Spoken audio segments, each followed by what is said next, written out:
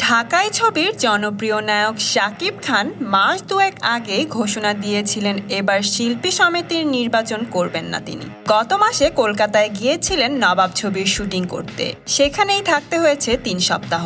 এর মধ্যে কিছু অনলাইন পোর্টাল শাকিব খান নির্বাচন করবেন বলে সংবাদ প্রকাশ করে, আর এতে ভীষণ ক্ষেপলেন তিনি। দেশে ফিরেই তিনি জানালেন সব মিথ্যে কথা, নির্বাচন করার হলে আগেই ঘোষণা দিতাম। কেন যে এইসব বিভ্রান্তিমূলক সংবাদ প্রকাশ করে সবাই। পরপর 2 বার আমি সমিতির সভাপতির দায়িত্ব পালন করেছি, এবার অন্য কাউকে সুযোগ দেওয়া উচিত। মিশা সওদাগর ও ওমর সানি পদটির জন্য প্রতিদ্বন্দ্বিতা করছেন, তাদের দুজনকে যোগ্য মনে হয়েছে।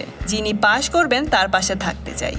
তো বন্ধুরা, বুঝতেই পারছেন এবার শিল্পী সমিতির নির্বাচনে লড়ছেন না শাকিব খান, তবে তার জায়গায় লড়ছে মিশা সওদাগর ও ওমর সানি। কাকে সাপোর্ট করছেন আপনি? কমেন্ট করে জানিয়ে দিন। আপনার ফেভারিট সেলিব্রিটির নতুন নতুন নিউজ আপডেট জানতে এখনই সাবস্ক্রাইব করুন স্টার গল্প চ্যানেলে।